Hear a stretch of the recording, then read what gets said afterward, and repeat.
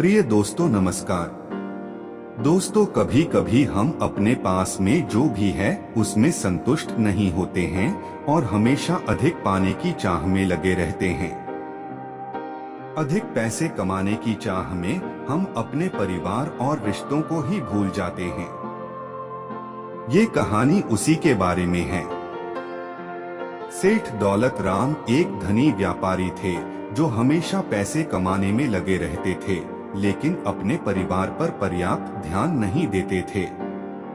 उनकी पत्नी जिनका नाम सुनीता था, वह इस समस्या के बारे में सेठ जी से बार बार कहती रहती थी।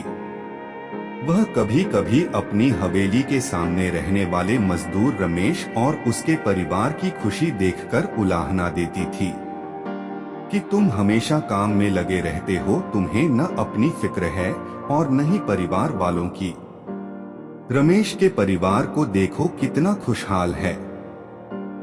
इस पर सेठ दौलत राम ने ठंडे दिल से जवाब दिया, रमेश कभी 99 के फेर में नहीं पड़ा है, वरना उसकी सारी हंसी और मस्ती चली जाती। सेठानी ने पूछा, 99 के फेर का क्या मतलब है? सेठ जी ने कहा, मैं तुम्हें अभी नहीं बल्कि समय आने पर यह सब समझाऊंगा। फिर एक रात सेठ दौलत राम ने रुपयों की एक पोटली को चुपचाप रमेश के आंगन में फेंक दिया।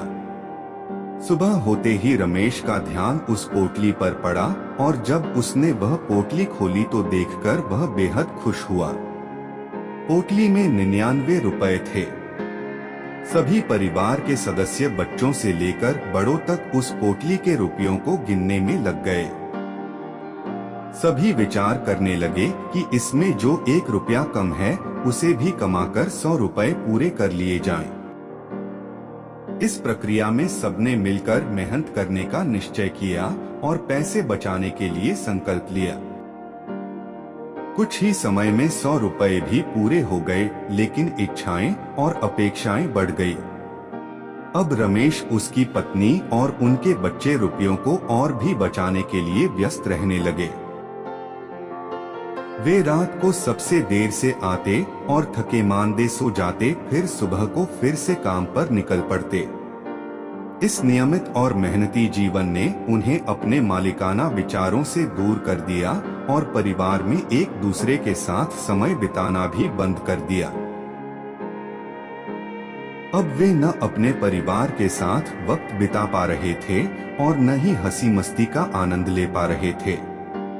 एक दिन जब सेठ जी ने उनके इस परिवार के परिवर्तन को देखा तो उन्होंने सेठानी से कहा, देख लो, इसे ही कहते हैं 99 का फेर। सेठ दौलत राम के अनुसार अधिक पैसे पाने की तमन्ना से हम अक्सर अपनी खुशियों को भूल जाते हैं। यह कहानी हमें याद दिलाती है कि हमें अपने परिवार और अपने खुद के साथ बिताए गए समय का मूल्य जानना चाहिए और हमें उसका सही उपयोग करना चाहिए। अधिक पाने की चाह से बचकर हम अपने जीवन को सरल, सुखमय और संतुष्टिपूर्ण बना सकते हैं। इस कहानी से हमें एक महत्वपूर्ण सीख मिलती है कि व्यक्ति को अधिक पाने की चाह बिल्कुल नहीं रखनी चाहिए। वास्तविक सुख और चैन उसी में है जो हमारे पास है।